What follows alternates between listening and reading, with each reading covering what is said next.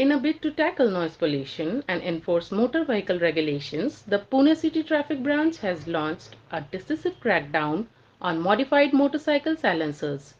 Violating Section 198 of the Motor Vehicle Act, the use of modified silencers, particularly on Royal Enfield Bullets, has been rampant, disrupting the peace day and night.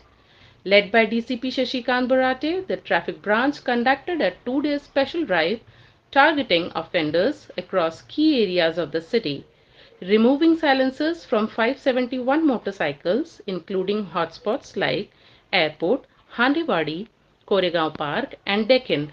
The enforcement teams are leaving no stone unturned.